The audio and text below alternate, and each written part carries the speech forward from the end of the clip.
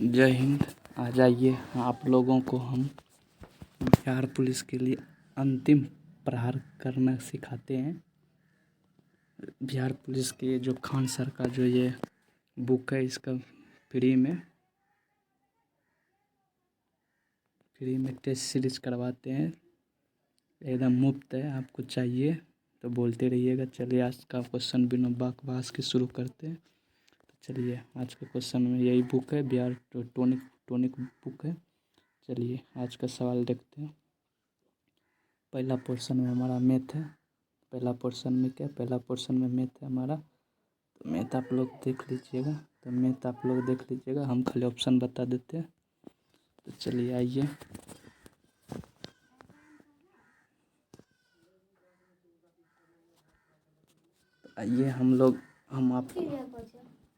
आइए आपको आंसर बता देते हैं। आंसर कौन सा होगा।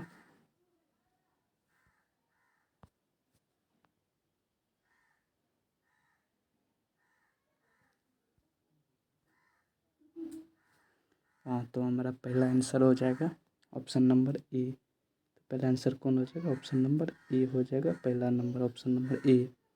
तो दूसरा देखते हैं। दूसरा का आंसर हो जाएगा हमारा, दूसरा का ऑप्शन नंबर ए हो जाएगा।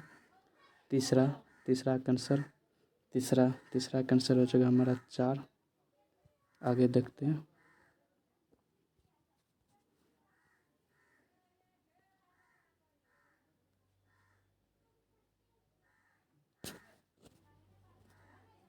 चौथा का अगर आप लोग आंसर देखेंगे, चौथा का आंसर हो जाएगा हमारा ए।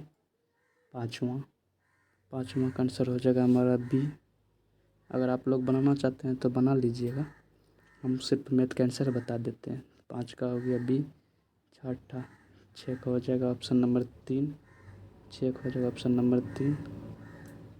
6 का हो जाएगा ऑप्शन नंबर 3 हो जाएगा। ऑप्शन नंबर ये थर्ड हो जाएगा। आगे देखिए।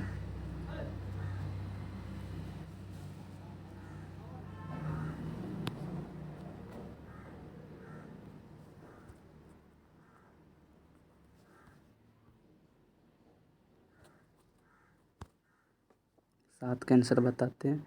7 का आंसर हो जाएगा ऑप्शन नंबर सी। 7 का हो जाएगा ऑप्शन नंबर सी हो जाएगा। 8 का आंसर हो जाएगा 8 का ऑप्शन नंबर बी। 9 का हो जाएगा ऑप्शन नंबर सी। 9 का हो जाएगा ऑप्शन नंबर सी। और 10 का आंसर हो जाएगा 10 का हो जाएगा ऑप्शन नंबर बी। 10 जो है 10 का आंसर हो जाएगा ऑप्शन नंबर बी। तो ऑप्शन नंबर ये हो जाएगा बी। 11 का आंसर हो जाएगा ऑप्शन नंबर डी। 12 का आंसर हो जाएगा ऑप्शन नंबर सी। 13 अगर 13 की बात करते हैं, 13 में आंसर हो जाएगा ऑप्शन नंबर सी। आप लोग मैथ बना लीजिएगा, नहीं तो यहाँ पे टाइम बहुत ज़्यादा लगेगा। हम तो सॉल्व कर ही देंगे पर टाइम ज़्यादा लगेगा, तो इसीलिए आप लोग सॉल्व कर लीजिएगा जहाँ तक मैथ है। चलिए आगे देखते हैं।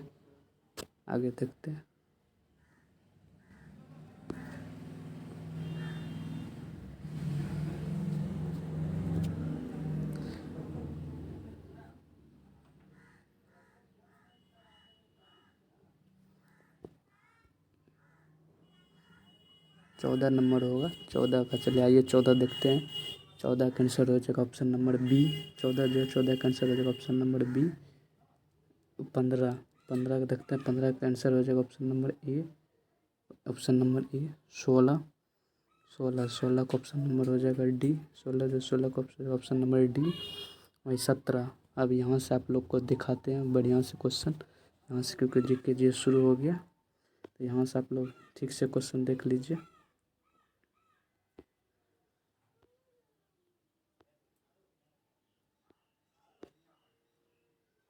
देखिए 17 में कीजिए आंसर। 17 में अर्थशास्त्र की रचयिता है, ये पूछ रहा है अर्थशास्त्र की रचयिता कौन है। तो अर्थशास्त्र की रचयिता हो गया कालिदास। सॉरी, अर्थशास्त्र अर्थशास्त्र, अर्थशास्त्र के रचयिता कौन हो गए? कौटिल्य, कौटिल्य। तो ऑप्शन नंबर बी हो जाएगा, अर्थशास्त्र के रचयिता कौटिल्य। इसी का अन्य नाम है विष्णुगुप्त भी कहा जाता है, चाणक्य भी कहा जाता है। चलिए 18 देखते हैं। टॉप 50 क्वेश्चन कराएंगे इसमें, फिर 50-50 करके सभी सेट को पूरा करवा देंगे आप लोगों को। 18 देखिए, 18 में वैश्वीकरण का अर्थ है, वैश्वीकरण, वैश्वीकरण का अर्थ होता है देश की अर्थव्यवस्था का विश्व अर्थव्यवस्था के साथ समन्वय। तो आपका ऑप्शन नंबर हो जाएगा बी, आपका ऑप्शन नंबर हो जाएगा बी, ऑप्शन नंबर बी हो जाएगा।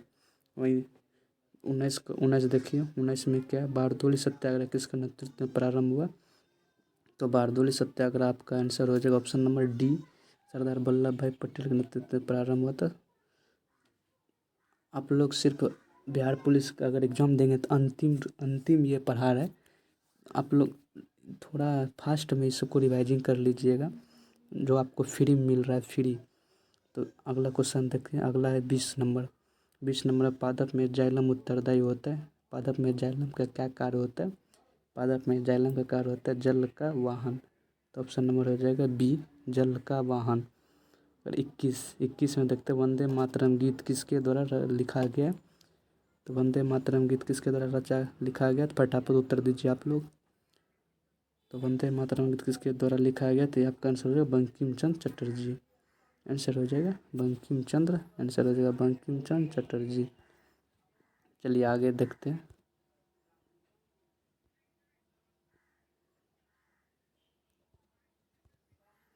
22 का देखिए, 22 में निम्न में से कौन बहुराष्ट्र कंपनी नहीं है?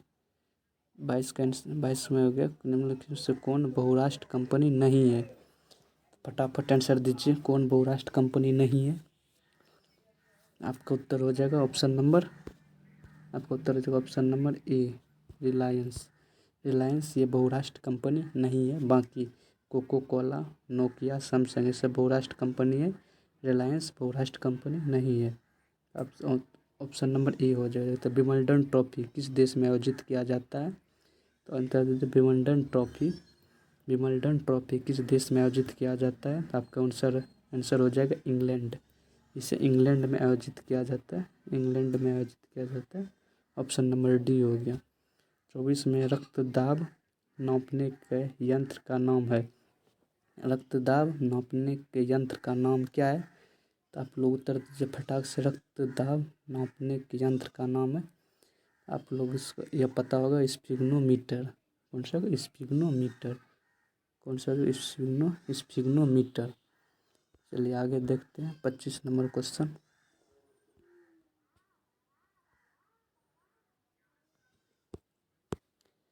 25 नंबर क्वेश्चन में बिहार का कौन सा जिला चावल का कटोरा के नाम से जाना जाता है?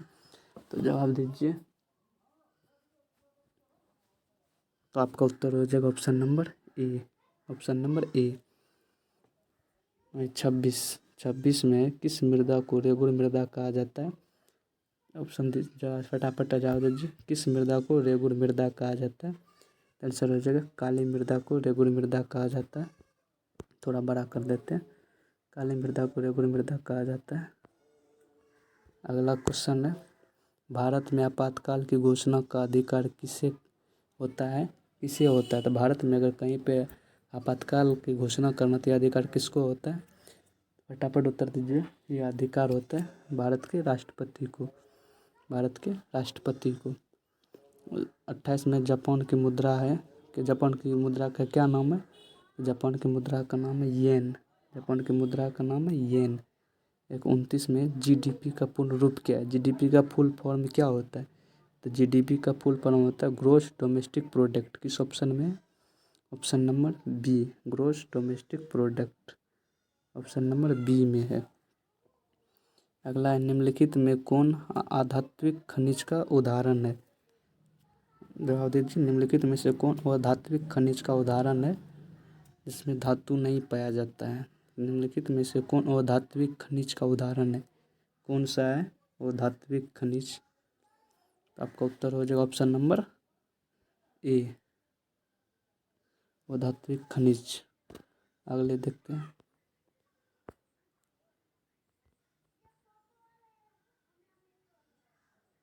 थोड़ा क्वेश्चन बड़ा करते हैं।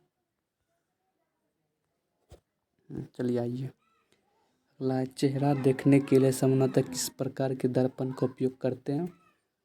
मतलब फेस देखने के लिए किस प्रकार के दर्पण का उपयोग करते हैं। तो जवाब है ऑप्शन नंबर ए, समतल दर्पण का प्रयोग करते हैं। 32 नंबर क्वेश्चन है, भारतीय संविधान कब लागू हुआ था। तो भारतीय संविधान कब लागू हुआ था। तो ये हमारा संविधान 26 जनवरी 1950। क्या होगा 26 जनवरी 1950। एक तेलंगाना की राजधानी क्या है। 33 नंबर, तो तेलंगाना की राजधानी कौन सा होगा, हैदराबाद। तेलंगाना की राजधानी हो गया हैदराबाद। 34 में देश बंधु उपनाम से किसे जाना जाता है।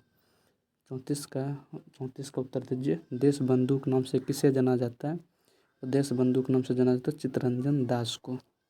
देश बंधु के नाम से किन्हें जाना जाता है, तो चित्तरंजन दास को देश बंधु के नाम से जाना जाता है। तो अगला है, जिम कॉर्बेट नेशनल पार्क कहाँ स्थित है। उत्तर दीजिए। कॉर्बेट नेशनल पार्क कहाँ स्थित है। तो आपका उत्तर हो जाएगा उत्तराखंड। कौन सा हो जाएगा, Uttarakhand. Jim Corbett national park कहाँ, उत्तराखंड। एक वनस्पति कौन सा साधन है। तो वनस्पति कौन सा साधन है। फटाफट उत्तर दीजिए, वनस्पति कौन सा साधन है। तो वनस्पति कौन सा साधन है। ये जैव और अजैव दोनों साधन है। तो इसलिए ऑप्शन हो जाएगा मेरा सी। वनस्पति जो है वनस्पति जैव और अजैव दोनों साधन है, इसलिए ऑप्शन नंबर हो जाएगा ऑप्शन नंबर सी। चलिए आगे देखते हैं। 50 क्वेश्चन नहीं करा पाएंगे भाई, क्योंकि टाइम उतना नहीं है। चलिए आगे देखते हैं। अगला सवाल है,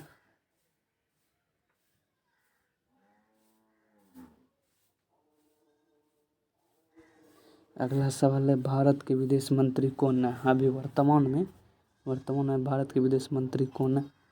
तो जवाब हो जाएगा option number B, S Jaishankar.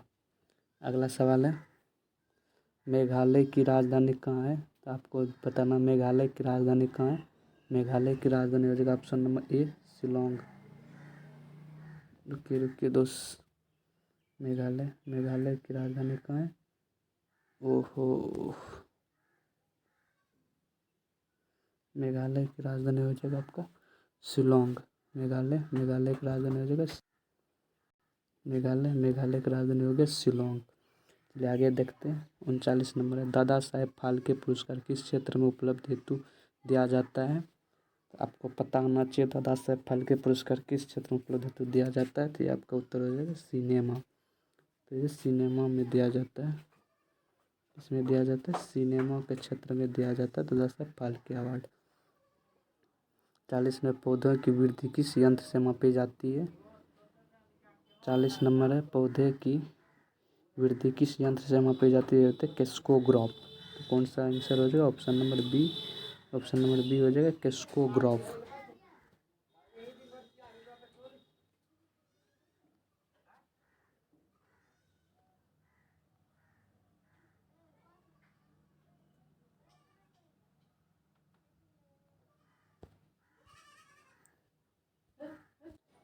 इकतालीस नंबर क्वेश्चन है, नर्मदा बचाओ आंदोलन किसके विरुद्ध में हुआ था।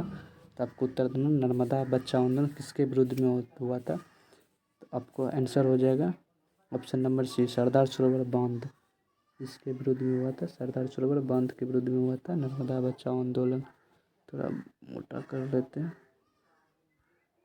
अगला क्वेश्चन है, भारत का सर्वोच्च नागरिक सम्मान पुरस्कार होता है। आपका आंसर हो जाएगा भारत रत्न पुरस्कार। यहाँ पे पहले स्लाइड में दोस्तों बहुत ईजी क्वेश्चन है, जैसे जैसे आप आगे बढ़िएगा तो क्वेश्चन का लेवल और टफ होता गया है, इसीलिए आप क्लास में बने रहिए। सभी क्लास को देखते रहिएगा। आप जैसे जैसे इस क्लास को प्यार देंगे तो नया एपिसोड आते रहेगा और आपको देखते रहिएगा। चलिए अगला क्वेश्चन है, अंतर्राष्ट्रीय मजदूर दिवस किस दिन मनाया जाता है। उत्तर दीजिए, अंतर्राष्ट्रीय मजदूर दिवस किस दिन मनाया जाता है। आपका उत्तर हो जाएगा ऑप्शन नंबर डी, 1 मई को। कौन सा होगा? 1 मई को। 44 क्वेश्चन है। साल 2025 में आईसीसी विश्व टेस्ट चैंपियनशिप फाइनल की मेजबानी कौन सा देश करेगा? उत्तर दीजिए। साल 2025 में आईसीसी विश्व टेस्ट चैंपियनशिप फाइनल की मेजबानी कौन सा देश करेगा? उत्तर दीजिए। आपका उत्तर हो जाएगा ऑप्शन नंबर डी, इंग्लैंड। कौन सा होगा? इंग्लैंड। इंग्लैंड करेगा 2025 का आईसीसी टेस्ट चैंपियन मेजबानी इंग्लैंड करेगा। वही 45 नंबर क्वेश्चन देखिए।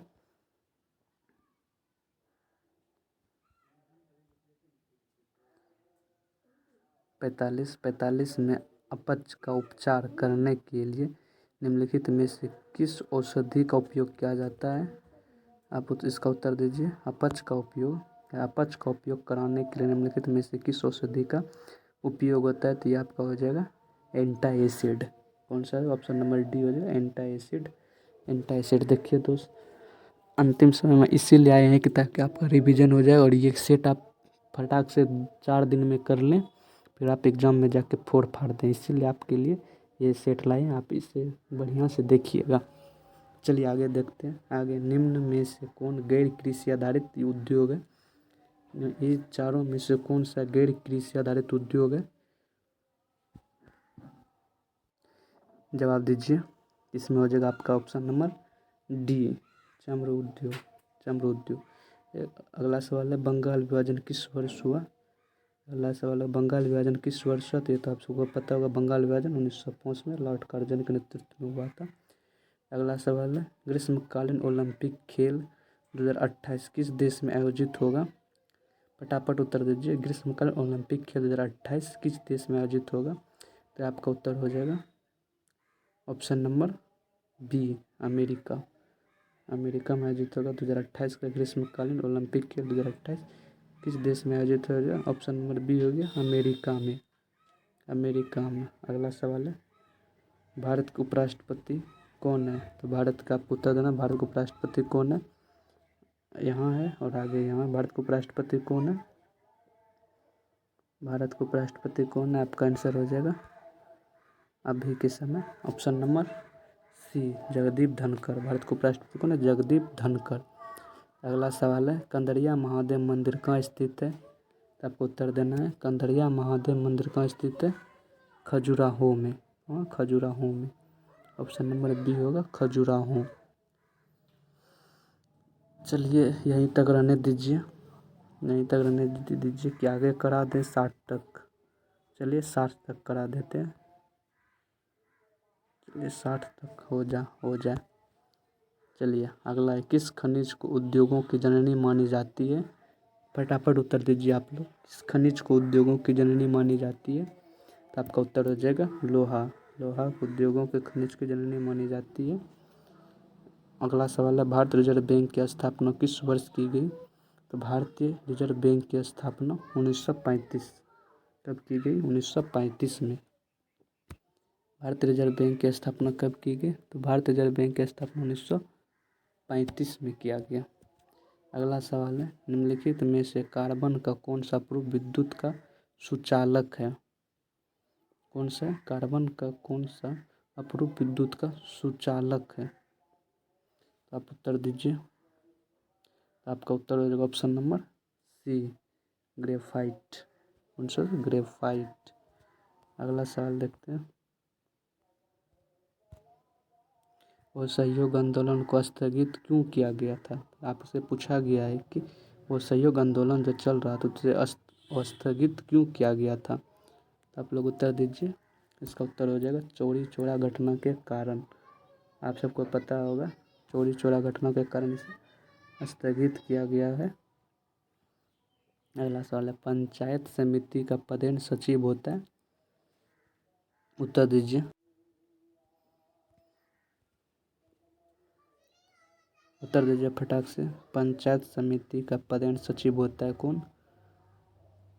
प्रखंड विकास पदाधिकारी। कौन सा हो जाएगा? ऑप्शन नंबर बी हो जाएगा, प्रखंड विकास पदाधिकारी। अगला सवाल है, प्रथम पंचवर्षीय योजना का कार्यकाल क्या था। बोल रहा है प्रथम पंचवर्षीय योजना किस वर्ष से किस वर्ष चला था। तो ये प्रथम पंचवर्षीय योजना चला था 51 से लेकर 56 तक।